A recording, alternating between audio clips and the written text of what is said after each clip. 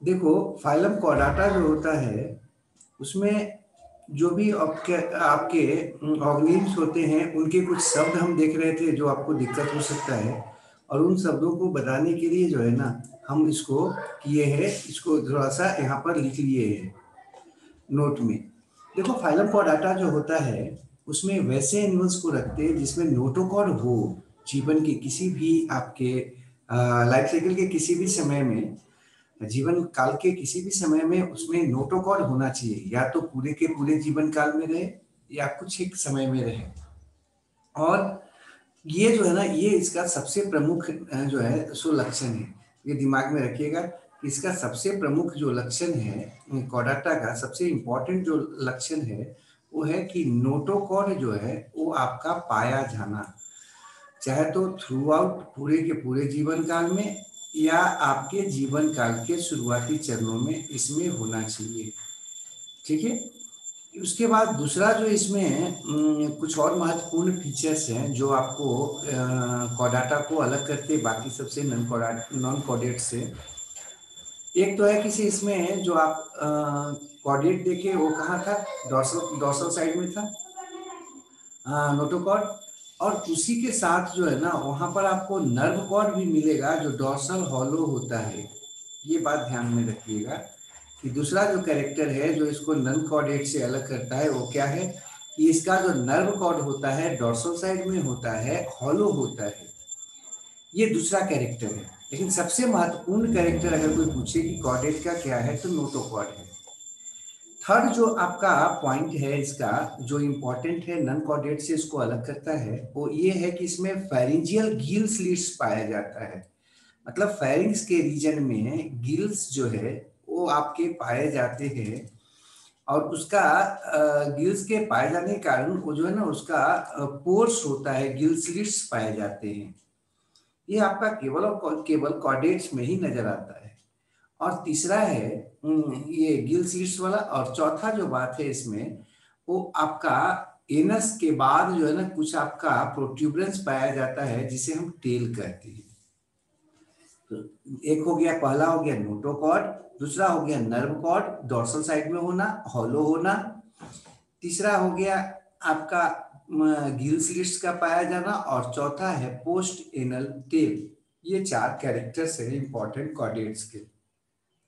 उसके बाद आगे बढ़ते हैं।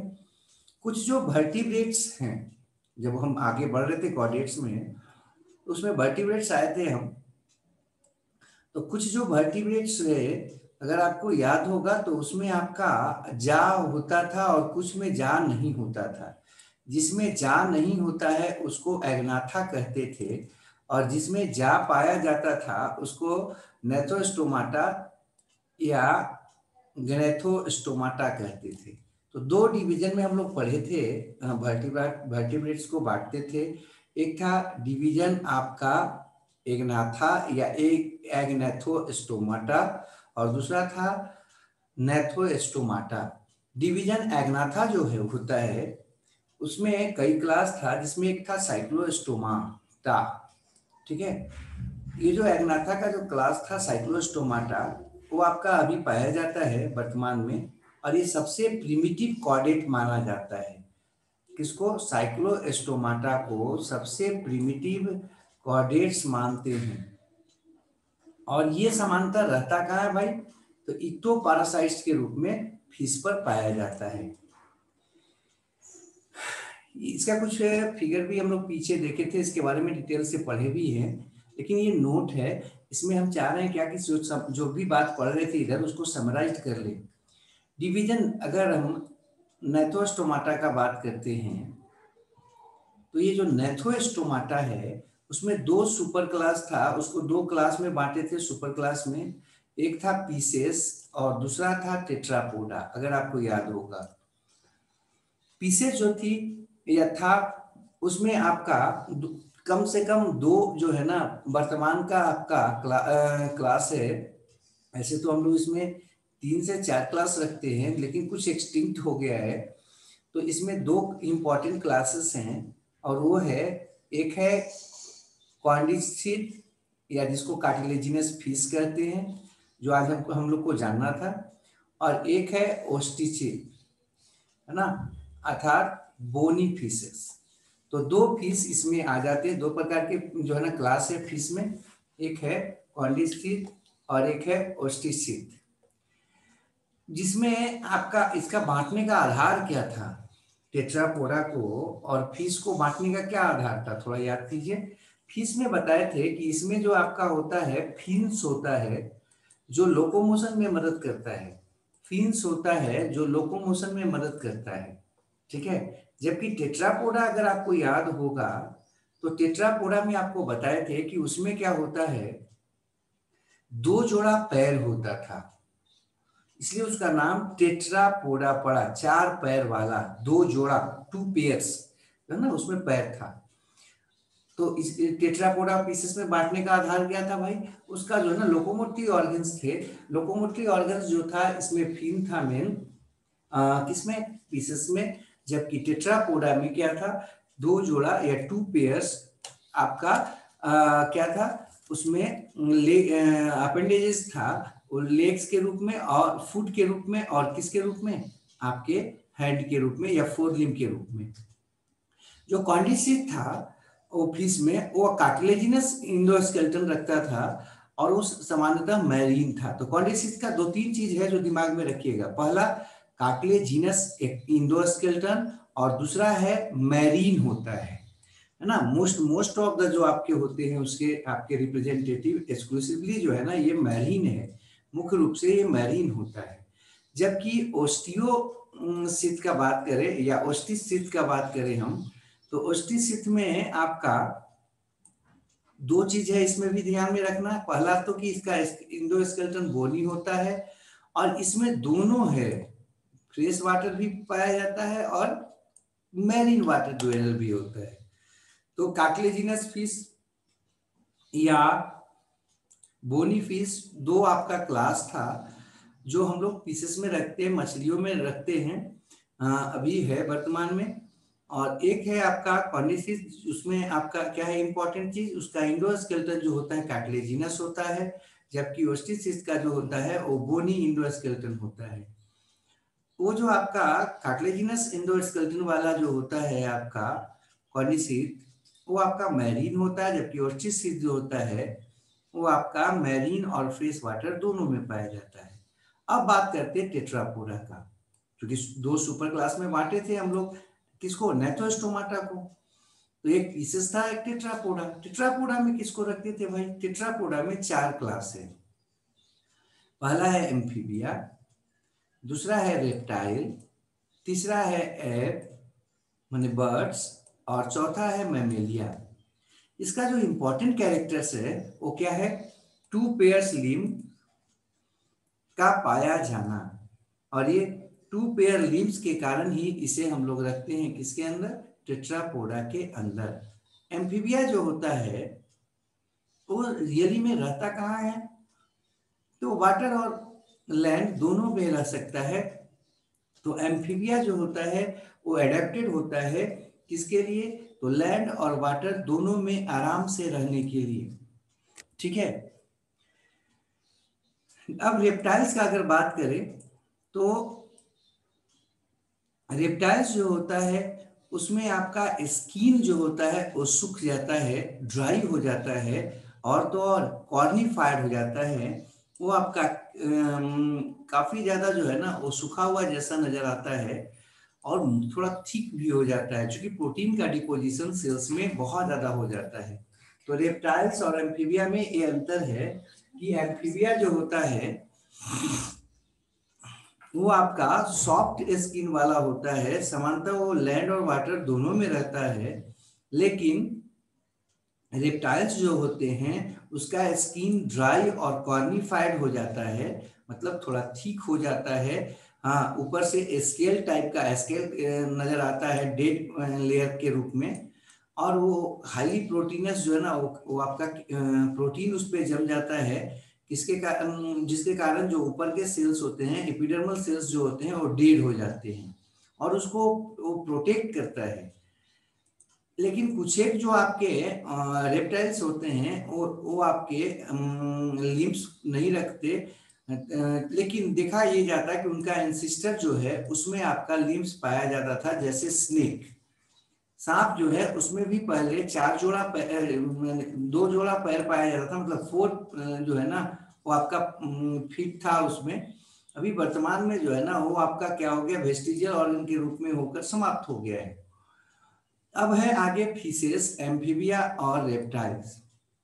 ये तीनों के तीनों जो होते हैं वो आपके कोल्ड ब्लडेड होते हैं। फिशेस, एम्फीबियंस और रेप्टाइल्स जो होते हैं वो कैसे हैं, वाइकिलोथर्म्स होते हैं, कोल्ड ब्लडेड होते हैं। इसलिए हम बार बार आगे चल के कोल्ड ब्लडेड नहीं लिखे हैं, कभी कभी लिख देंगे, लेकिन आपको ये तीनों दिमाग में रखना चाहिए कि जो 4 क्लास है इसका टेट्रापोडा का, कौन कौन, एम्फीबिया, रेप्टाइल या रेप्टिलिया और एप्स, और चौथा है मैमल्स। तो मैमल्स को छोड़कर बाकी तीनों के तीनों क्लास के जो रिप्रेजेंटेटिव है वो कोल्ड ब्लडेड होता है। जबकि वो आपका जो मैमल्स है, क्या क्या बोल दिए इस पे, हाँ बोल रहे थे कि एम्फीबिया और रेप्टिलिया ये दोनों के जो होते हैं वो कैसे होते हैं, वो आपके कोल्ड ब्लडेड होते हैं। सॉरी, हाँ ये बोलना है हमको।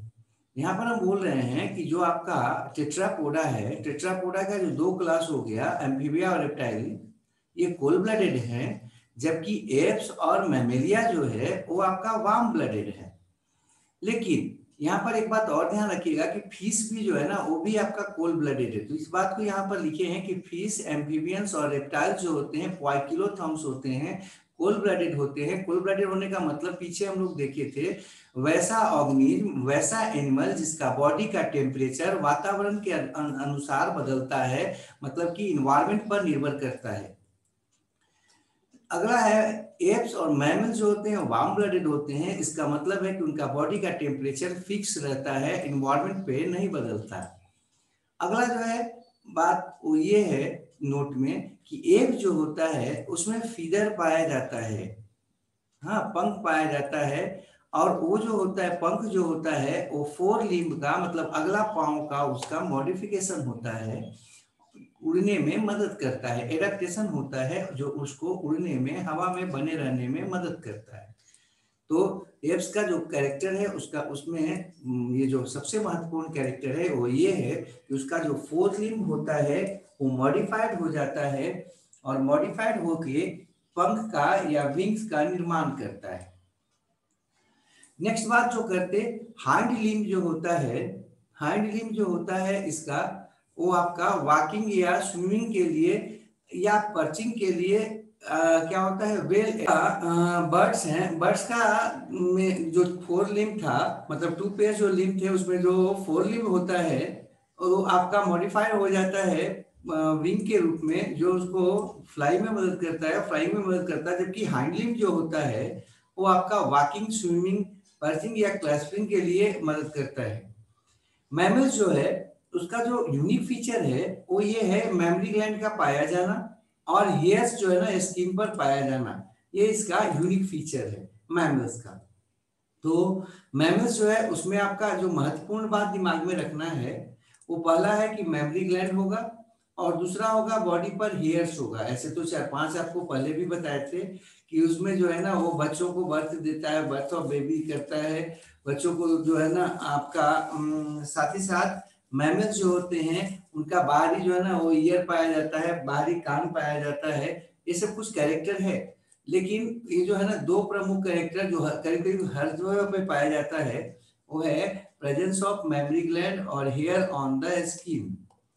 इसे सामान्यतः हम लोग मैमल्स को हम लोग सामान्यतः वीवी पेरिटी दिखाता है, ये मतलब बच्चे को जन्म देता है, इसलिए इसको वीवी पेरिस कहते हैं। अब एग्नाथा का बात अगर करें थोड़ा सा भी, तो जालेस वर्टिब्रेट था, जिसमें हम लोग को 2 आपका जानना था, ओस्ट्राकोडर्मी और साइक्लोस्टोमाटा। ये जो ओस्ट्राकोडर्मी जो है वो आपका एक्सटिंक्ट हो गया है, साइक्लोस्टोमाटा जो है उसके बारे में हम लोग देखे पीछे। अगला है एमनियोट, शब्द बार बार आता है, एमनियोट किसको कहते हैं? वैसे वर्टिब्रेट को एमनियोट कहेंगे या कहते हैं जिसमें एक्स्ट्रा एम्ब्रियोनिक मेम्ब्रेन या एमनियन पाया जाता है। वैसे वर्टिब्रेट्स जिसमें एक्स्ट्रा एम्ब्रियोनिक मेम्ब्रेन या एमनियन पाया जाता है उसे कहते हैं क्या, एमनियोट्स। और ये जो एमनियोट लेयर जो होता है, एमनियन लेयर जो होता है वो एम्ब्रियो को सराउंड करता है, जिसमें कि एमनियोटिक फ्लूइड या एक तरह का फ्लूइड पाया जाता है। और ये सामान्यतः टेरेस्ट्रियल जो है ना एनिमल्स में पाया जाता है। टेरेस्ट्रियल एनिमल्स का मतलब वैसे एनिमल्स जो आपका अर्थ पर पाया जाता है, जैसे रेप्टाइल्स है, प्लस एप्स है, या आपका मैमल्स है। ठीक है, ये चारों में जो आपका एम्ब्रियोनिक स्टेज होता है उसमें एम्ब्रियो के चारों तरफ लिक्विड पाया जाता है, प्लस वो आपका एक मेम्ब्रेन जिसका नाम एमनियन है उसमें पैक होता है, उसी में एम्ब्रियो उसका डेवलप होता है। अगला है अनएमनियोट्स आएगा बार बार। अनएमनियोट्स वैसे वर्टिब्रेट्स को कहते हैं जिसमें आपका एमनियन लेयर नहीं होता, मतलब एमनियोटिक फ्लूइड नहीं होता एम्ब्रियो के चारों तरफ। इसमें है उदाहरण साइक्लोस्टोमाटा, कॉन्डिसिथ या ऑस्टिसिथ। साइक्लोस्टोमाटा अगर आपको याद होगा तो एग्नाथा का था वो एग्जाम्पल, जबकि कॉर्निसिस आपको कार्टिलेज फिश है जो कि फिश का उदाहरण है। ऑस्टिसिस भी जो है ना वो आपका क्या है, बोनी फिश है। और एक और है एम्फीबिया। एम्फीबिया चूंकि वाटर में पाया जाता है इसलिए उसके जो आपका सेक्सुअली प्रोडक्शन होता है वो वाटर में होता है, इसलिए उसके एम्ब्रियो के सूखने के अवसर या खराब होने के अवसर काफी कम होते हैं। तो उसमें उसके एम्ब्रियो के चारों तरफ वाटर की आवश्यकता नहीं पड़ती अलग से, तो उसमें एमनियन नहीं होता, अर्थात एमनियोटिक फ्लूइड नहीं होता। अगला बात करते हैं क्लिडोइक एग आएगा आगे या आया होगा। क्लिडोइक एग किसको कहते हैं? वैसे एग को हम क्लिडोइक एग कहते हैं, जिसमें क्या होता है कि जो अंडा होता है वो आपका सेल के अंदर होता है, कवच के अंदर होता है, और उसमें भोजन काफी मात्रा में होता है। इसमें लार्वा स्टेज नहीं आता, डायरेक्ट एम्ब्रियो से कौन सा स्टेज आ जाता है, यंग स्टेज में आ जाता है। तो क्लिडोइक एग क्या है, वैसा अंडा होता है जो कड़ी कवच से घिरा होता है, प्लस उसमें जो न्यूट्रिशन होता है या न्यूट्रिएंट्स होते हैं वो पर्याप्त मात्रा में होता है, जिससे जो एम्ब्रियो का डेवलपमेंट है वो आपका कंप्लीट हो पाता है। और यहाँ पर लार्वा के रूप में वो यंग नजर नहीं आता, बल्कि डायरेक्ट किस रूप में नजर आता है, वो आपके पेरेंट्स के जैसे यंग के रूप में नजर आता है। क्लोएका किसको कहते थे? तो क्लोएका तो आपको पहले भी हम बताए थे कि जो यूरिनोजेनाइटल आपका अपर्चर था और डाइजेस्टिव ट्रैक्ट दोनों एक ही के साथ, अगर एक ही में खुले या एक साथ खुले तो उस रचना को हम लोग क्लोएका कहते थे। यहाँ पर लिखे हैं कि क्लोएका जो होता है वो आपका पोस्टीरियर चैम्बर होता है, अधिकांश फिशों में पाया जाता है, नॉन मैमेलियन टेट्रापोड में पाया जाता है और मोनोट्रीम मैमल्स में पाया जाता है। इसमें ये क्या करता है, डाइजेस्टिव ट्रैक्ट और यूरिनोजेनाइटल पैसेज दोनों को एक साथ रखने वाला चैम्बर होता है। ठीक है, तो क्लोएका जैसे ही दिमाग में कहीं पे आएगा तो दिमाग में आ जाना चाहिए इस बात को कि डाइजेस्टिव जो आपका डाइजेस्टिव जो अनडाइजेस्टेड वेस्ट होता है वो और यूरिनोजेनाइटल जो प्रोडक्ट होता है वो दोनों अगर एक साथ एक चैम्बर में खुले तो उस चैम्बर को हम लोग बोलते हैं क्लोएका। नेक्स्ट है सिलोम। सिलोम बॉडी कैविटी को बोलते हैं, और वैसा बॉडी कैविटी को सिलोम बोलते थे जिसका दोनों तरफ का लाइनिंग, अंदर का और बाहर का दोनों लाइनिंग मेसोडर्मल सेल्स का होता है। एपिथेलियम आपका मेसोडर्मल लाइनिंग का होता है, तो उसको सिलोम बोलते थे। सिलोम तो खैर पीछे भी डिटेल से पढ़े हैं हम लोग। अगला है नैथोस्टोम्स। नैथोस्टोम्स के बारे में हम लोग पीछे पढ़े थे कि वैसे वर्टिब्रेट्स जिसमें आपका क्या होता है, जा पाया जाता है। जा रियली में है क्या? जा जो है ना वो मैंडिबुलर जो आर्थ होता है उसका मॉडिफिकेशन है, उससे बना है। और ये क्या होता है, थोड़ा बहुत अगर याद होगा प्रिमिटिव वर्टिब्रेट जो होते थे हम लोग थोड़ा बहुत देखे भी थे, उसमें मैंडिबुलर आर्च पाया जाता था। मैंडिबुलर जो है ना वो स्ट्रक्चर्स पाया जाता था, जिसको हम लोग कहते थे क्या, उसको कहते थे मैंडिबल, सॉरी मैंडिबल आर्च कहते थे। और वो जो है ना वो आपका मॉडिफाइड हो जाता है, वो आपका चेंज हो जाता है झा के रूप में।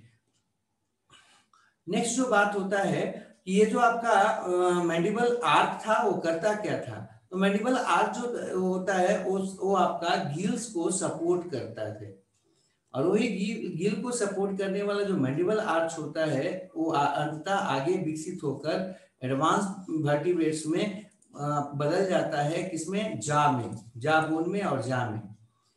ये जो आपका नेथ्रोस्टोमाटा था उसमें हम लोग पीछे पढ़े थे कि नेथ्रोस्टोमाटा में कम से कम हम लोग 5 से 6 जो है ना वो तो आंख बंद करके रख सकते हैं क्लास को। पहला तो कॉर्डिसिथ हो गया, मतलब कार्टिलेजिनस फिश हो गया, दूसरा बोनी फिश हो गया, ओस्टिस जिसको बोल रहे थे, तीसरा एम्फीबिया हो गया, ये 3 तो हो ही गए, रेप्टाइल्स, एप्स और मैमेलिया। टोटल आप कम से कम 6 जो है ना वो क्लास को आराम से इसके अंदर रख सकते हैं। एग्नाथोस्टोमाटा भी हम लोग पीछे पढ़े थे कि एग्नाथोस्टोमाटा जो था उसमें जो आपको अभी वर्तमान में दिमाग में रखना है वो साइक्लोस्टोमाटा के बारे में था। हाँ, लेकिन यहाँ पर आपका नेथ्रोस्टोमाटा जो था उसमें आपका कितना है, 6 है क्लास, जिसको हम लोग यहाँ पर देखेंगे या देखना है।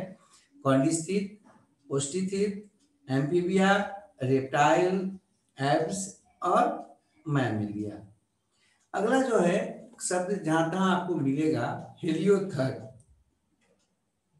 हेलियोथर्म हम लोग वैसे ऑर्गेनिक को कहते हैं जो अपने बॉडी के टेम्परेचर को रेगुलेट करता है सोलर रेडिएशन के एनर्जी को लेकर। इसका कॉमन उदाहरण आपको नजर आएगा घड़ियाल में, क्रोकोडाइल में। क्रोकोडाइल क्या करता है, हेलियोथर्म जैसा काम करता है। वो देखे होंगे आप कभी अगर जू वगैरह में गए होंगे तो पानी से बाहर आकर वो बालू पे लेटा रहता है या किनारे पर पड़ा रहता है, धूप के किनारे, धूप धूप जहाँ पर आता है, और उसका रीजन ये होता है कि वो आराम करता नहीं है बल्कि अपने बॉडी को हीट करने का कोशिश करता है सूर्य के किरणों से। और जब बॉडी उसका एक निश्चित लेवल तक गर्म हो जाता है तो फिर आराम से वो जो है ना अपना मूवमेंट शुरू कर लेता है और अपना पानी के अंदर चला जाता है। तो ये आपका हेलियोथर्म का एक उदाहरण हो सकता है या होता है। हेलियोथर्म हम लोग वैसे ऑर्गेनिक को बोलेंगे जो अपने बॉडी के टेम्परेचर को कैसे रेगुलेट करता है, सोलर रेडिएशन को यूज करके। मार्सुपियल किसको कहते हैं, मार्सुपियल वैसे एनिमल्स को कहेंगे जिसमें आपका पेट के रीजन में एक पॉकेट नुमा रचना पाया जाता है जिसमें इमैच्योर यंग को रखता है। समांतर ये जो आपका बेली के तरफ जो इमैच्योर आपका यंग को रखने के लिए पाउच जो पाया जाता है वो पाउच से समांतर फीमेल में पाया जाता है, मेल में न के बराबर होता है। तो मार्सुपियल हम लोग उसको कहते हैं जो जिसमें आपका क्या पाया जाता है, पेट के रीजन में बाहर के तरफ जैसे पॉकेट होता है ना हम लोग में, वैसे पॉकेट नुमा रचना पाया जाता है मेम्ब्रेनस, जिसमें वो इमैच्योर यंग को कैरी करता है। इसका कॉमन उदाहरण है आपका कंगारू। कंगारू जो है ना इसका कॉमन उदाहरण है। अगला है ओविपेरस। ओविपेरस किसको कहेंगे, वैसे को ओविपेरस कहते हैं जो अंडा देता है। वैसे एनिमल्स जो अंडा देने वाले होते हैं उन्हें कहते हैं ओविपेरस। और इनका जो यंग होता है वो आपका माँ के बॉडी के बाहर डेवलप होता है। फिर ध्यान रखिएगा, ओविपेरस किसको कहेंगे, वैसे एनिमल्स को ओविपेरस कहते हैं जो क्या जरूर कर रहे थे किस पे, ओविपेरस पे बात कर रहे थे। ओविपेरस किसको कहते हैं, ओविपेरस जो है ना जब भी आएगा आपके पास ओविपेरस शब्द तो आपके दिमाग में आ जाना चाहिए कि वैसे एनिमल्स को ओविपेरस कहते हैं जो अपने एम्ब्रियो का डेवलपमेंट एक के अंदर एक सेल से घिरा हुआ जो है ना एक स्ट्रक्चर एक के अंदर करते, अर्थात उसका जो यंग होता है वो अपने मदर बॉडी या फादर बॉडी के बाहर में जो है ना डेवलप होता है, उसको कहते हैं ओविपेरस। नेक्स्ट है ओवोविविपेरस। ओवोविविपेरस किसको कहते हैं, वैसे एनिमल को हम लोग ओवोविविपेरस कहेंगे, ऐसे तो पीछे हम आपको बताए थे, लेकिन हम फिर से इसको री कर रहे हैं क्योंकि ये शब्द बार बार आएगा। ओवोविविपेरस किसको कहेंगे? वैसे एनिमल को ओवोविविपेरस कहते हैं जिसमें जो एग होता है, फर्टिलाइज्ड एग, उसका डेवलपमेंट जो यूट्रस के अंदर होता है, फीमेल बॉडी के अंदर होता है, लेकिन वो आपका जो एम्ब्रियो होता है वो फीमेल बॉडी से न्यूट्रिशन नहीं लेता, बल्कि वो जो फर्टिलाइज्ड एग होते हैं उसी के न्यूट्रिएंट से अपना ग्रोथ करता है। फिर से सुन लेना, ओविपेरस में बच्चा कहाँ आता है? बॉडी के बाहर आता है। किस रूप में? एग के रूप में, और एग जो है ना उसी में एम्ब्रियो का डेवलपमेंट होता है। जबकि ओवोविपेरस में जो है ना वो क्या होता है? वो एम्ब्रियो का डेवलपमेंट, वो फिटस का डेवलपमेंट कहाँ होगा? बॉडी के अंदर होता है, और वहां पर वो जो आपका यंग जो डेवलप होता है वो यूज नहीं करता मदर के न्यूट्रिशन का, बल्कि एग का जो न्यूट्रिएंट्स होता है उसी के उपयोग के द्वारा फर्टिलाइज्ड एग से, जाइगोट से एम्ब्रियो और अंततः यंग का निर्माण होता है। अर्थात यहाँ भी बर्थ ऑफ बेबी होता है। नेक्स्ट है, आगे बढ़ते हैं हम पीसेस में। तो यहाँ पर देखिएगा, यहाँ पर लिखे हैं ओवोविपेरस में बगल में कि हैच एज मिनिएचर एडल्ट, मतलब अंडा जो है ना अपना अलग से विकास कर रहा है उसके अंदर, एम्ब्रियो के अंदर, यूट्रस के अंदर, वो उसके साथ जुड़ा हुआ नहीं है, और वहां पर हैचिंग होगा, मतलब अंडा से एडल्ट निकलेगा और फिर वो बाहर आ जाएगा। अगला है पीसेस। विविपेरस के बारे में तो आप लोगों को बता ही थे कि वैसा जिसमें प्लासेंटा बनता है उसको कहेंगे क्या? विविपेरस। और वो क्या करेगा? मदर से अपने न्यूट्रिशन को प्राप्त करेगा, उसके मदर से एम्ब्रियो, और क्या करेगा? डेवलपमेंट जो होगा यूट्रस के अंदर होगा। अगला बात कर रहे थे पीसेस का। पीसेस जो है ना, जो भी मछली होगी उस सब मछलियों को हम लोग पीसेस में रखते हैं, पीसेस ग्रुप में रखते हैं। और इसमें दो क्लास आता है, कॉर्निस्टीड और ओस्टिसिड।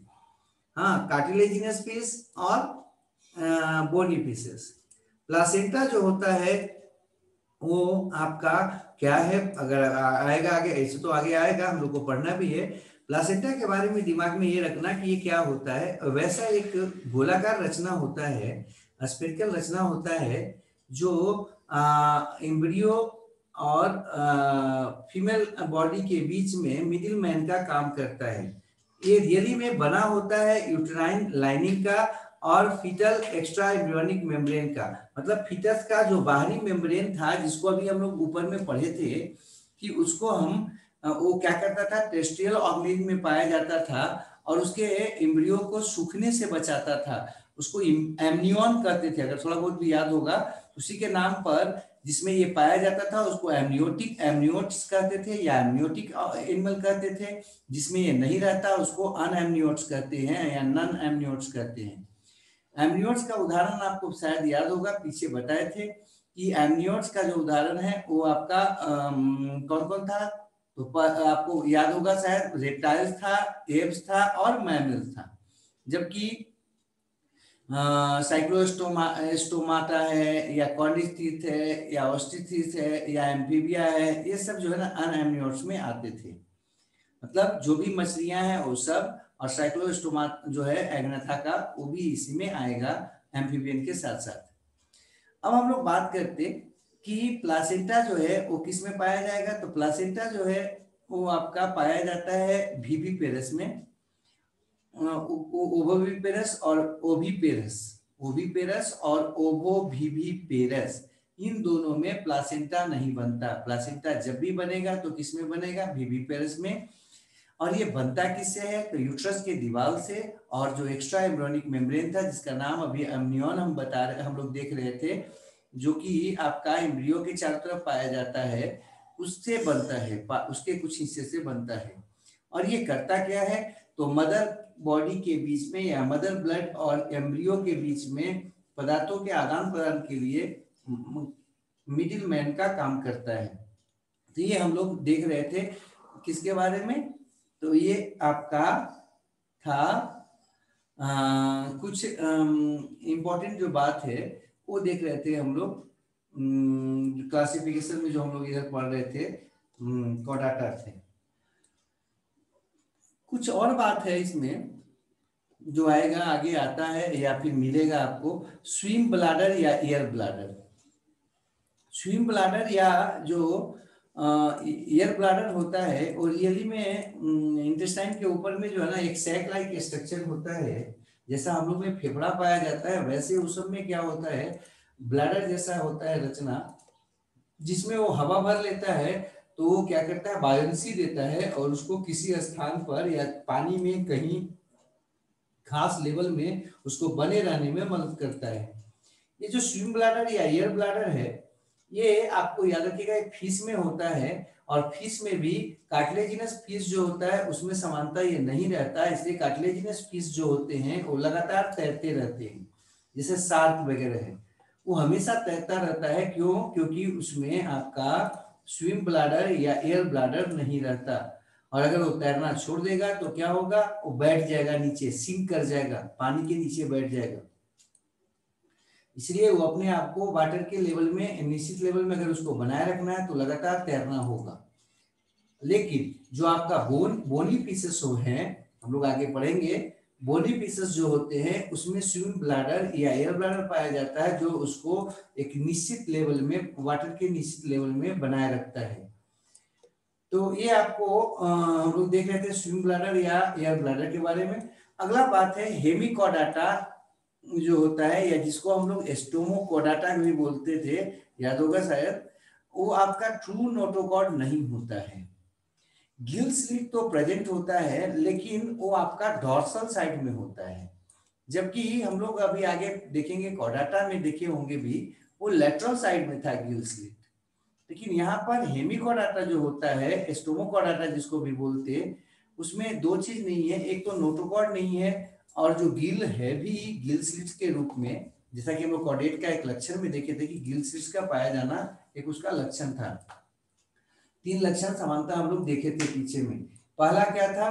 पहला जो था उसमें नोटोकॉर्ड रहता था, दूसरा था कि गिल स्लिट्स पाया जाता है, और तीसरा जो था वो ये बताए थे कि जो नर्व कॉर्ड होता है वो आपका डॉर्सल होता है और साथ ही साथ वो आपका हॉलो होता था। लेकिन यहाँ पर वो नहीं होता।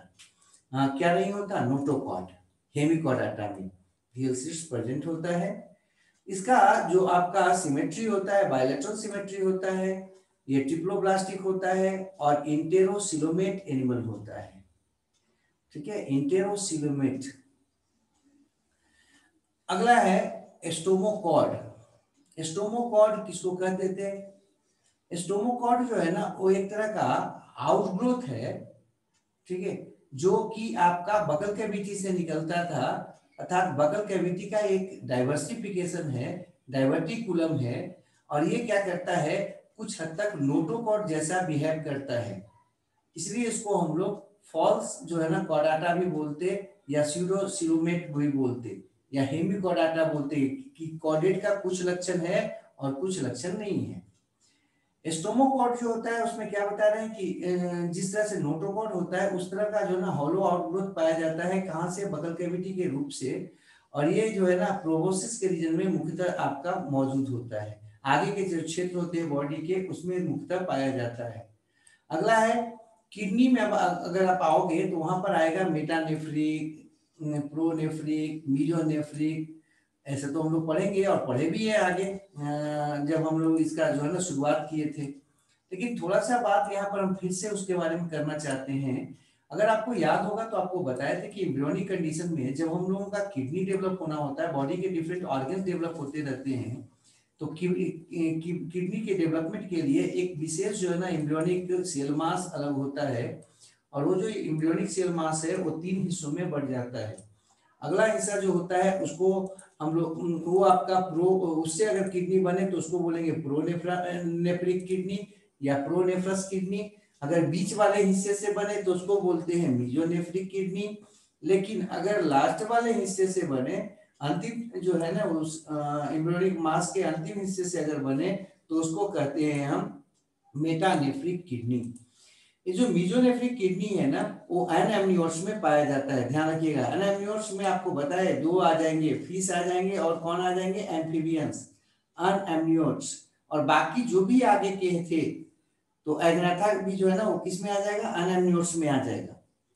किडनी जो है ना वो किस मेटानेफ्रिक होता है, किसमें, एमनियोट्स में, ये ध्यान रखिएगा।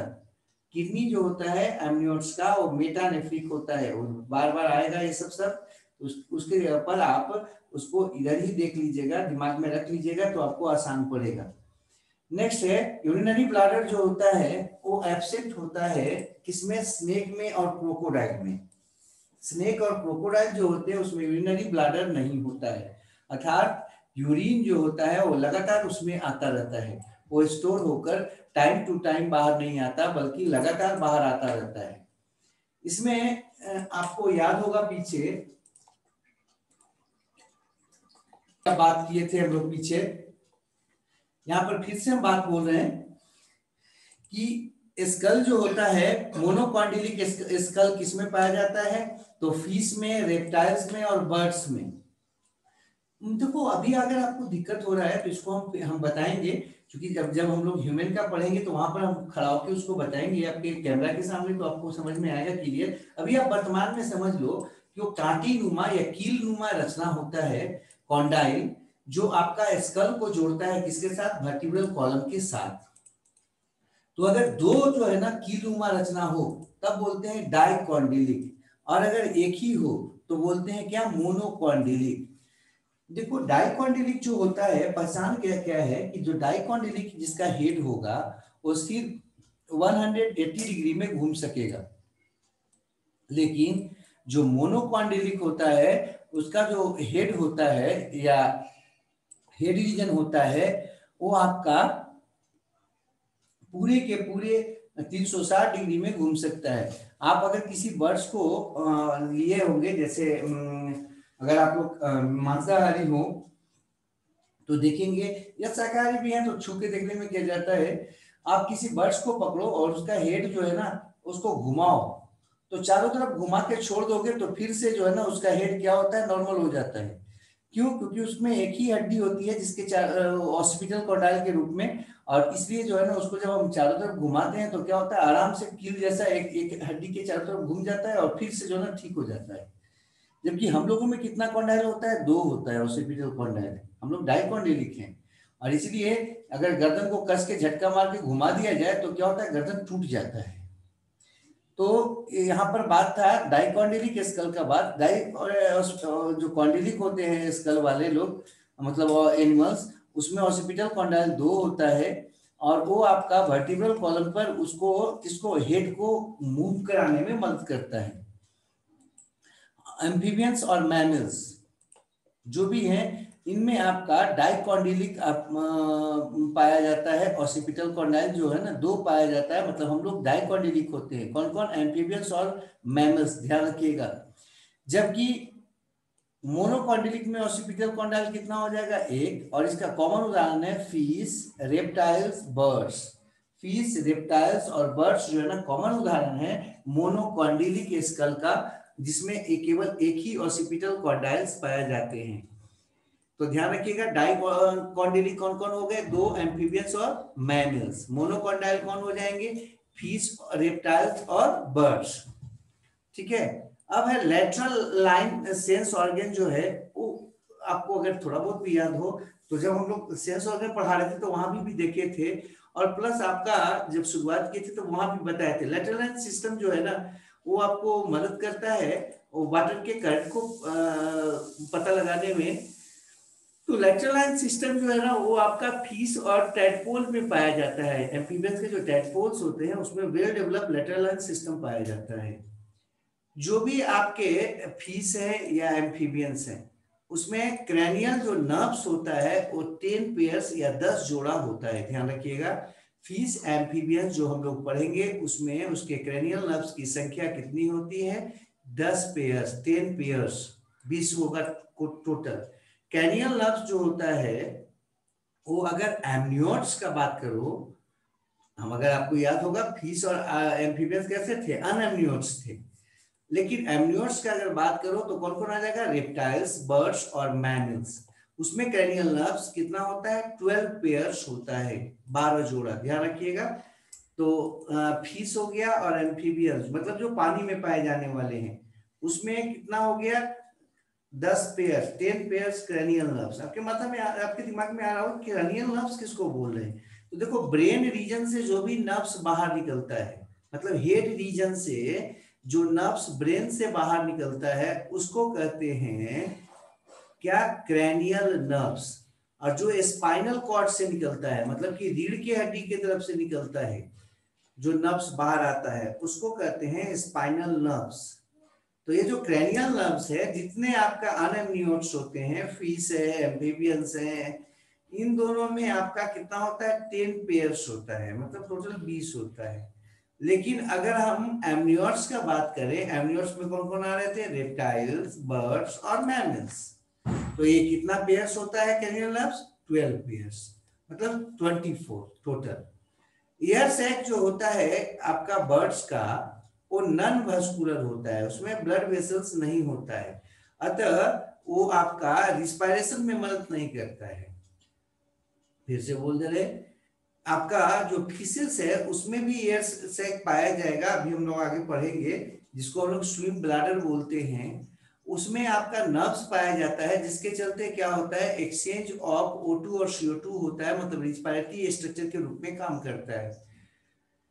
लेकिन जो बर्ड्स होता है, बर्ड्स में जो एयर सैक होता है वो नॉन वस्कुलर होता है, मतलब वहां पर एक्सचेंज ऑफ O2 और CO2 नहीं होता, वो आपका लंग्स जैसा काम नहीं करता है। आपके मन में आ रहा होगा कि लंग्स क्यों नहीं बोल रहे थे उसको, तो लंग्स जैसा वो नहीं होता है, बल्कि सिंपल एक ब्लैडर होता है जिसमें हवा भरा होता है, और उससे फायदा क्या होता है कि वो बायोंसी देता है। जैसे आप देखे होंगे ग्रामीण क्षेत्रों में लोग क्या करते हैं कि वो जो ट्यूब होता है, ट्यूब में हवा भर के आराम से जो है ना वो उसको अपने बॉडी के चारों तरफ लपेट के रखते हैं, और पानी में तैरने में या पानी में उनको ऊपर बनाए रखने में मदद करता है वो, या एक लेवल में बनाए रखने में मदद करता है। जस्ट यही स्थिति यहाँ होता है कि ये जो आपका एयर एयर जो आपका ब्लैडर होता है वो आपका केवल और केवल बायोंसी में मदद करता है, O2 और CO2 के एक्सचेंज में मदद नहीं करता। क्यों नहीं करता, क्योंकि उसमें ब्लड वेसल्स होता ही नहीं है बर्ड्स में, एयर सैक के चारों तरफ। नेक्स्ट है बर्ड्स जो है ना, फर्स्ट वर्टिब्रेट्स है जो आपका वार्म ब्लड रखता है। वार्म ब्लड का मतलब आपको बताए थे कि जिसके बॉडी का टेम्परेचर इन्वायरमेंट के अनुसार वेरी ना करे। बॉडी टेम्परेचर इसमें रेगुलेट होता है, मतलब ये होम्योथर्म होता है, हमेशा बॉडी टेम्परेचर इसका कंट्रोल होता है, निश्चित होता है। अब आगे बढ़ते, देखो कुछ हम लोग एकनाथा जो है ना पढ़े थे, उसका कुछ फिगर पीछे देखे थे, लेकिन साफ नहीं लग रहा था हमको, तो इसलिए फिर से हम फिगर दिखना चाह रहे हैं। ये देख लीजिए, कुछ फिगर है आपका जालेस वर्टिब्रेट्स का, उसमें आपका पेट्रोमाइजन उदाहरण था और मिक्सिन था, उसका कुछ उदाहरण है, आप उसका जो है ना फिगर देख सकते हैं यहाँ पर, आराम से आप उसका फिगर देख लीजिएगा, और जो एग्जाम्पल है उसको समझने का कोशिश कर सकते हैं। हम आगे बढ़ जाते हैं। देखो ये कुछ अंतर है लैम्प्रे और किसमें, हैग फिश में। ये दोनों के दोनों जो है ना उदाहरण थे आपके किसमें, तो एग्नाथा का। देखो दोनों के दोनों में उदाहरण में क्या है, लैम्प्रे जो होता है ना वो मैरीन होता है और फ्रेश वाटरी भी होता है, मतलब कि समुद्र के साथ साथ फ्रेश वाटर में भी पाया जाता है। जबकि जो है फिश होता है वो आपका केवल और केवल मैरीन होता है, मतलब कि केवल सी वाटर में पाया जाता है। इसमें जो गिल स्लिट्स होते हैं, पीछे देख रहे थे हम लोग गिल स्लिट, थोड़ा सा देखिए, गिल स्लिट्स आपको नजर आ रहा होगा, देखिए ये गिल स्लिट्स है, ठीक है।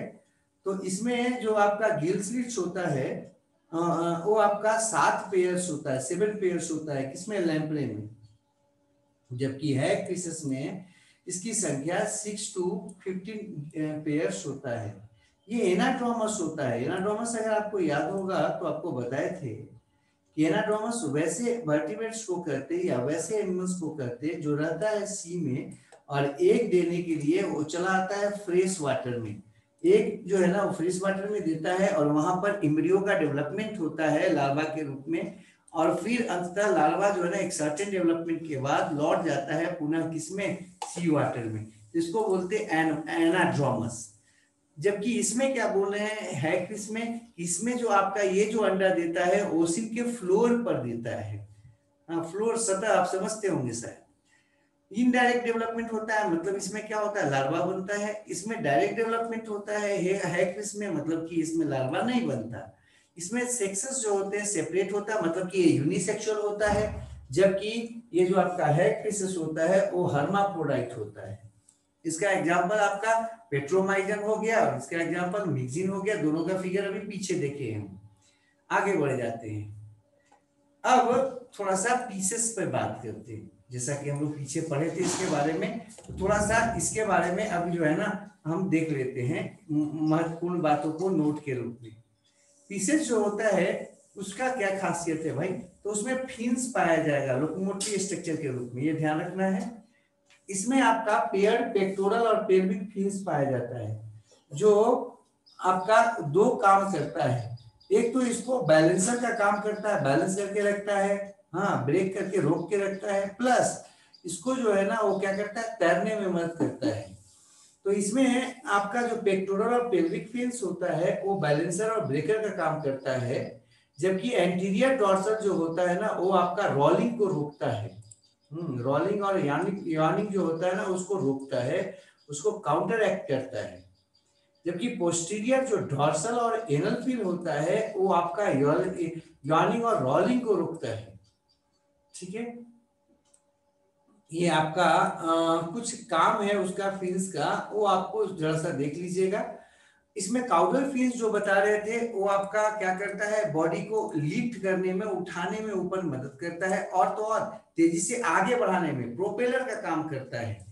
आप ऐसे समझ लो कि वो जो बढ़ता है तेजी से आगे, आप लोग अगर तैरते होंगे कभी पानी में तो देखे होंगे कि पैर जो है ना, पैर को मारते हैं हम लोग पानी में तो क्या होता है, ऊपर भी रहती है, साथ ही साथ अगर पैर को मोड़ के अगर मारे पानी में तो क्या होता है, तेजी से आगे भी बढ़ते हैं।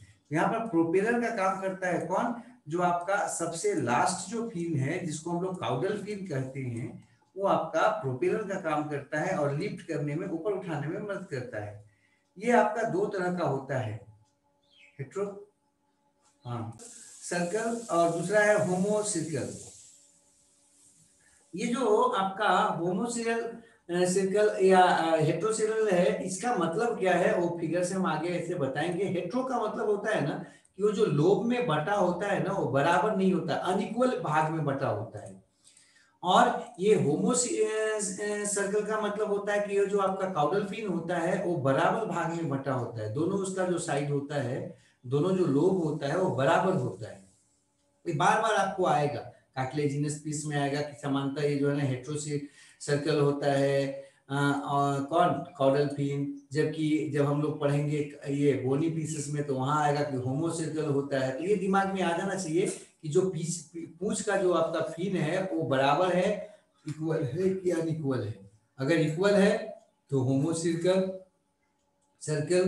और अगर जो है ना आपका क्या है अनइक्वल है तो हेट्रोसिकल। अगला है एयर ब्लैडर। एयर ब्लैडर तो आपके दिमाग में आना चाहिए कि एयर ब्लैडर क्या करता है, समानता जो है ना मछली को तैरने में मदद करता था, लेकिन साथ ही साथ वो एयर ब्लैडर जैसा भी काम करता है, क्योंकि आपको हम बताया था कि उसमें क्या पाया जाता है, ब्लड वेसल्स पाया जाता है। तो ये रिस्पायरेशन में मदद करता है, हाइड्रोस्टैटिस में मतलब कि पानी के में एक निश्चित लेवल पे बनाए रखने में, और तो और साउंड उत्पन्न करने में, साउंड प्रोडक्शन में, और तो और ऑडिशन में भी मदद करता है। ये जो आपका मछली का जो अध्ययन है उसको एस्थिसियोलॉजी कहते हैं, ये तो पीछे भी हम बताए थे आपको। स्टोन फिश जो होता है वो आपका सबसे पॉइजनस फिश होता है। स्टोन फिश को सबसे ज्यादा पॉइजनस फिश मानते हैं, क्योंकि उसमें जो है ना पॉइजन पाया जाता है ग्लैंड के रूप में, पॉइजन ग्लैंड के रूप में। अगला है लैटिमेरिया या सियोलैंसेंथ। ये जो है ना इसको लिविंग फॉसिल्स कहते हैं। लैटिमेरिया के बारे में माना जाता है कि ये लिविंग ऑर्गेनिज्म जो भी है, जिसमें मछली जो भी आपका लिविंग फिशेस हैं उसमें सबसे पुराना लैटिमेरिया है, इसलिए इसको हम लोग लिविंग फॉसिल्स कहते हैं। इसको हम लोग कनेक्टिंग लिंक बोलते हैं लैटिमेरिया को, किसके बीच में, फिश के बीच में और एम्फीबियंस के बीच में। ठीक है, ये आपका गिल्स के द्वारा ही क्या करता है, आपका रिस्पायरेशन करता है। प्लैटिमेरिया याद रखिएगा, सिवलेंसेंट, ये आपका क्या है, लिविंग फॉसिल्स कहलाता है, बहुत पुराना है। इसके पहले के जो भी इसके साथ के जो भी ऑर्गेनिज्म आए थे पृथ्वी पर वो समाप्त हो चुके हैं, फॉसिल्स के रूप में पाए जाते हैं। इसे हम कनेक्टिंग लिंक मानते हैं, किसके बीच में, एम्फीबियंस के बीच में और फिशेस के बीच में। ये आपका रिस्पायरेशन करता है किससे, किसके मदद से, गिल्स के मदद से। अगला है गैम्बूसिया फिश, या जिसको हम लोग कार्निवोरस फिश भी है एक तरह का, ये मतलब मीट ईटर है। ये जो है ना, इसको हम लोग क्या करते थे, मलेरिया के कंट्रोल के लिए यूज करते थे। किसको, गैम्बूसिया फिश को।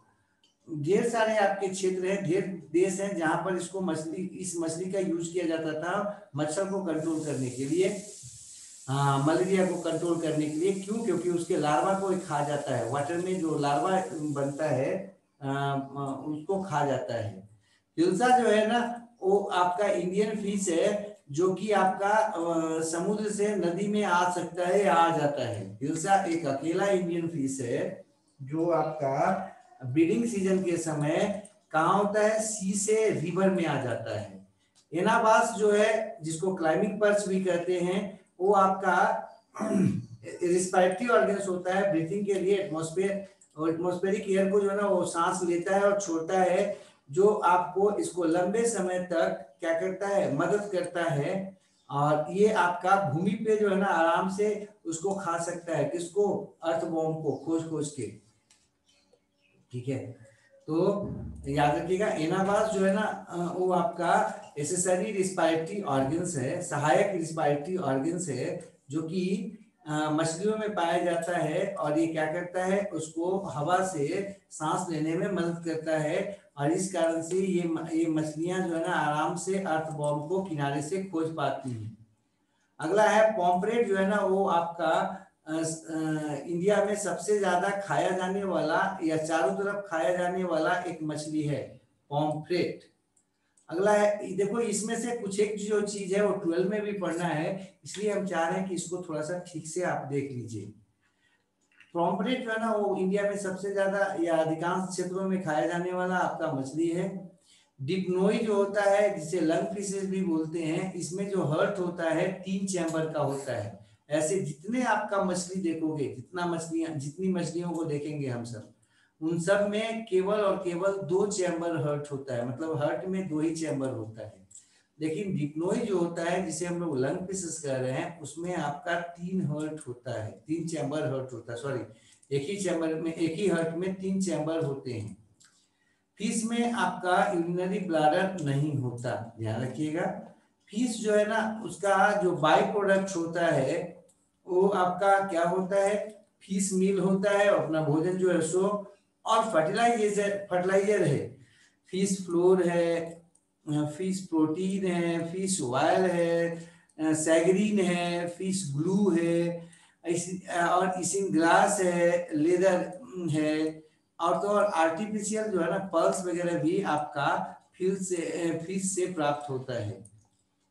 ठीक है, तो फर्टिलाइजर, एक ही और ध्यान रखिएगा, पहले के लोग जो थे ना वो आपका पर्यावरण के बारे में ज्यादा बढ़िया से जानते थे, इसलिए वो क्या करते थे, मछलियों को, छोटी मछलियों को नहीं मारते थे, और तो और अपने खेतों में जो आपका लगाते थे धान, वो धान में वो डाल देते थे मछलियों को, ताकि क्या हो, वो उसमें आपका अमोनिया वगैरह देता रहे, और इससे क्या होता था कि धान जो है ना काफी हरा होता था, खाद कम डालना पड़ता था। आज जो है ना हम लोग क्या करते हैं, आर्टिफिशियल जो है, आर्टिफिशियल पेस्टिसाइड्स और इंसेक्टिसाइड्स के साथ साथ वो जो आपका फर्टिलाइजर्स है उनका उपयोग काफी करने लगे हैं, क्योंकि हम लोग इससे हट गए हैं। मछलियां क्या करती थी, लार्ज अमाउंट में जो है ना अमोनिया प्रोड्यूस करती थी, जिससे क्या होता था कि बाहर से यूरिया देने का या खाद देने का अवसर जो है ना कम से कम आता था। तो ये आपका खैर, तो यहाँ पर हम आगे पढ़ेंगे, क्या करें, बेवरियन जो है ना, बेवरियन ओसिस पाया जाता है, बेवर के द्वारा खोजा गया था। ये क्या करता है, एयर ब्लैडर को इंटरनल ईयर के साथ जोड़ता है। फिर से ध्यान रखिएगा, बेवरियन ओसिस जो है ना वो क्या है, एक ओपनिंग है जो कि एयर ब्लैडर को कनेक्ट करता है किसके साथ, इंटरनल ईयर के साथ। ठीक है, इंटरनल ईयर के साथ ईयर ब्लैडर को कनेक्ट करने वाले पोर को बोलते हैं बेवरियन ऑसिल्स। अगला है ये जो सैगरीन आप ऊपर में सुन रहे होंगे, सैगरीन जो बताया आपको, जो आपको फिश से बाई प्रोडक्ट के रूप में प्राप्त होता है, वो है क्या रियली में? तो वो जो है ना आपका इंटेगमेंट है किसका? एस्कोलियोडॉन का। एस्कोलियोडॉन का जो इंटेगमेंट होता है उसी को सैगरीन कहते हैं। अगला है पेरेंटल केयर, जो है ना वो आपका हिपोकैम्पस में आपको बहुत बढ़िया ढंग से नजर आएगा। हिपोकैम्पस हम लोग पढ़ेंगे आगे, हम आपको दिखाएंगे। हिपोकैम्पस जो है ना उसमें पेरेंटल केयर खूब बढ़िया से होता है। फीमेल जो है ना अपने फर्टिलाइज्ड एग को जाकर कहाँ जमा कर देती है? मेल के पाउच में जमा कर देती है, जहां पर वो बच्चा जो है ना वो आपका डेवलप होता है और बाहर आता है। ठीक है, तो नेक्स्ट है आपका अगला बात है इसिन ग्लास जो है ना वो जिलेटिनस प्रोडक्ट होता है। हिपोकैम्पस को हम लोग सी हॉर्स भी बोलते हैं, आगे हम बताएंगे आपको। इसिन ग्लास जो है ना वो जिलेटिनस प्रोडक्ट है जो कि आपका एयर ब्लैडर से निकलता है कुछ मछलियों के, जैसे कार्प्स है, सालमन है, कैट फिशेस है, इनके जो आपके एयर ब्लैडर होता है ना उसमें से वो आपका निकाला जाता है, जिलेटिनस प्रोडक्ट होता है इसिन ग्लास। इसका यूज किया जाता है सीमेंट बनाने में, जेली बनाने में, इवन आपका वाइन्स और जो बियर होते हैं उसको साफ एकदम क्लियर नजर आए हो, उसको क्लियरिफिकेशन में भी इसका उपयोग किया जाता है। किसका? इसिन ग्लास का। इसिन ग्लास कहाँ से प्राप्त होता है? तो ध्यान रखिएगा, वो आपका कुछ मछलियों के एयर ब्लैडर से निकाला जाता है। अगला है फिश। अगर जो है ना मछली से को पानी से निकाल दिया जाए तो क्या होता है? मर जाता है वो। क्यों मर जाता है? तो सफोकेशन से मर जाता है, और इसका रीजन ये है कि ऑक्सीजन उसको नहीं मिल पाता। अब आपके मन में आएगा कि आखिर होता क्या है? तो जो गिल फिलामेंट होता है वो आपस में चिपक जाता है, और चिपकने के कारण क्या होता है? उसका सरफेस एरिया कम हो जाता है, और वो ऑक्सीजन का और CO2 का जो आदान प्रदान, डिफ्यूजन जो होता है वो नहीं हो पाता है। ध्यान रखिएगा कि ये मछलियां जो है ना पानी से बाहर निकालने पर मर क्यों जाती हैं? तो आप आराम से बताओगे। जैसे ही पानी से बाहर निकालते हैं उसके जो गिल फिलामेंट्स होते हैं वो आपस में चिपकने लगते हैं, और चिपकने के कारण जो आपका सरफेस एरिया है वो कम हो जाता है, और वो अंततः सफोकेशन से मर जाती है, ऑक्सीजन की कमी से मर जाती है। नेक्स्ट बात करते हैं सबसे शुरुआती जो वर्टिब्रेट्स है जो अभी वर्तमान में फॉसिल रिकॉर्ड के रूप में भी मिलता है, वो है आपका जालिस प्रिमिटिव फिशेस है। मतलब जा के रूप में जिसमें जान नहीं था डेवलप, उसका नाम है ओस्ट्राकोडर्म्स। ओस्ट्राकोडर्म्स जो है ना वो आपका अभी वर्तमान में पाया जाता है किस रूप में? फॉसिल्स के रूप में। जालिस प्रिमिटिव फिशेस के का ग्रुप है। इसको हम लोग जो क्लास में रखते हैं उसका नाम है ओस्ट्राकोडर्मी। ध्यान रखिएगा, ये आपका प्रेजेंट डे के साइक्लोस्टोम के तरह ही कुछ हद तक नजर आते थे, लेकिन इससे कुछ अलग है। और वो अलग क्या है कि वो एक तो कि वो आपका एक्सटिंक्ट हो गए हैं, और दूसरा कुछ एक जो है ना और असमानता है। ऐसे अधिकांशतः इसके जो कैरेक्टर्स है ना वो मिलते जुलते हैं, किसके जैसा? एग्नाथा का, जालिस आपका वर्टिब्रेट्स के अनुसार। नेक्स्ट है प्लैंकोडर्मी। प्लैंकोडर्मी जो है ना वो ईयरली जाग वर्टिब्रेट्स माना जाता है। ये जो जालिस वर्टिब्रेट था कौन? ओस्ट्राकोडर्मी। ओस्ट्राकोडर्मी या डर्मा जो है ना वो आपका जालिस वर्टिब्रेट था ईयरलीस्ट, जबकि प्लैंकोडर्मी जो होता है वो आपका जाग वर्टिब्रेट्स होता है। हाँ, ये भी आपका फॉसिल से रिकॉर्ड में मिलता है। ठीक है, प्लैकोडर्म्स जो होते हैं वो आपके बड़ी कम पीरियड तक रह सकते हैं या रहे थे, और ये अनसक्सेसफुल थे बेचारे, जो है ना समाप्त हो गए बहुत जल्दी, जो है पृथ्वी पर से समाप्त हो गए, नेथोस्टोम के पूर्वज के रूप में आए थे। अगला है लेप्टोसाइरेन, प्रोटोप्टेरस, नियोसिराटोडस। ये सब जो है ना कुछ लिविंग आपका फॉर्म में पाया जाने वाला लंग फिशेस है, मतलब कि वैसा फिश जिसमें लंग्स पाया जाता है, ये आपके साउथ अमेरिका में कौन, लेप्टोसाइरेन, अफ्रीका में प्रोटोप्टेरस, नियोसिराटोरस जो है ना वो ऑस्ट्रेलिया में पाया जाता है। लेप्टोसाइरेन क्या है, लंग फिश से ध्यान रखिएगा, ये पाया जाता है साउथ अमेरिका में। प्रोटोप्टेरस जो है ना वो भी आपका लंग फिशेस है, ये पाया जाता है अफ्रीका में। नियोसिराटोरस जो है ना वो भी आपका लंग फिशेस है, ये पाया जाता है ऑस्ट्रेलिया में। ठीक है, अगला बात करते हैं, ये जो आपके लंग फिशेस हैं इनको माना जाता है फिश और एम्फीबियन के बीच का कनेक्टिव लिंक। ठीक है, क्यों, क्योंकि भैया इसमें लंग्स तो है ही, गिल्स भी है, दोनों का कैरेक्टर इसमें पाया जाता है। इसमें लंग फिशेस में कौन कौन है कॉमन उदाहरण में, तो लेप्टोसाइरेन, प्रोटोप्टेरस और नियोसिराटोरस। ठीक है, अब आगे बढ़ जाते हैं, हम कुछ अंतर देख लेते हैं फिशेस और टेट्रापोड्स के में। फिशेस और टेट्रापोड में अंतर देख लेते हैं, मछली और अन्य जो टेट्रापोड्स है उसमें अंतर देखते हैं। ऐसे तो आपको पीछे भी बताया थे कि मछली जो था उसमें फिन था, जबकि टेट्रापोड्स जो थे उसमें आपका क्या पाया जाता है, 2 पेयर्स आपके पाए जाते हैं, 2 पेयर्स आपके क्या पैर है ना, पोर्ट्स। खैर, तो पीसेस में देख लो, ये जो है जो भी पीसेस होता है वो आपका एक्वेटिक होता है, चाहे फ्रेश वाटर हो चाहे मैरीन हो। जबकि टेट्रापोड्स जो होते हैं एक्वेटिक भी हो सकते हैं, एम्फीबियस हो सकते हैं, मतलब कि एक्वेटिक के साथ साथ वो टेरेस्ट्रियल दोनों पर रह सकते हैं। दूसरा टेरेस्ट्रियल हो सकते हैं और टेरेस्ट्रियल हो सकते हैं, और क्या, एरियल। ध्यान रखिए, एक्वेटिक के साथ साथ एम्फीबियस, एम्फीबियस मतलब पानी में भी रहने वाला और जमीन पे भी रहने वाला, टेरेस्ट्रियल मतलब केवल भूमि पे रहने वाला, और एरियल मतलब हवा में रहने वाला। दूसरा, इसका जो बॉडी होता है फिशेस का स्ट्रीमलाइन होता है, जो इसको तैरने में मदद कराता है। जबकि वो जो आपका टेट्रापोड्स होता है उसका आपका जो स्किन, उसका जो बॉडी होता है वो अलग अलग प्रकार का होता है, क्योंकि इसको तैरना नहीं होता है, अलग अलग हैबिट में रहना होता है, तो बॉडी इसका अलग अलग तरह का मॉडिफिकेशन दिखाता है। स्किन जो यूजुअली फिशेस का होता है वो मॉइस्ट और स्केली होता है, जबकि जो भी अन्य टेट्रापोड का बात करो तो उसमें जो स्किन होता है वो सामान्यतः ड्राई और कॉर्निफाइड होता है। नेक्स्ट बात, इसका जो एक्सोस्केलेटन होता है वो डर्मल स्केल के रूप में रहता है, किसमें, फिशेस में।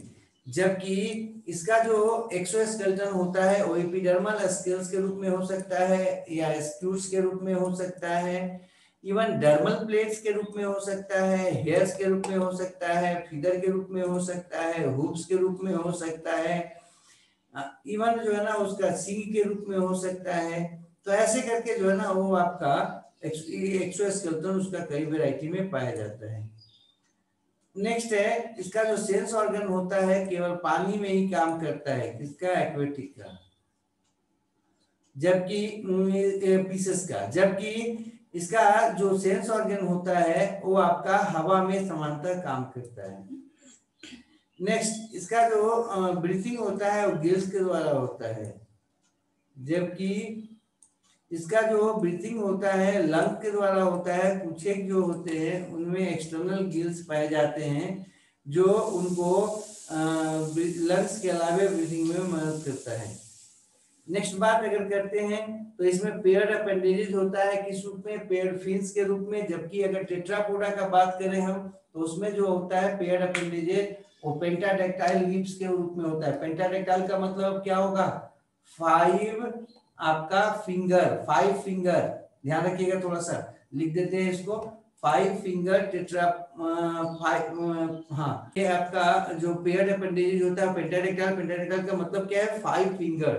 ठीक है, अब आगे बढ़ जाते हैं, ये आपका पीसेस और टेट्रापोड के बीच में अंतर था। हम लोग को पढ़ना था कॉर्निस्थिस, कॉर्निस्थिस का बात कर रहे थे। कॉर्निस्थिस में जो है ना किसको बोलते हैं कॉर्निस्थिस, वो कार्टिलेजिनस जो फिश है उसको कॉन्डिथिस बोलते हैं। अब आज ज्यादा समय हो गया, इसको अगला दिन देख लेंगे।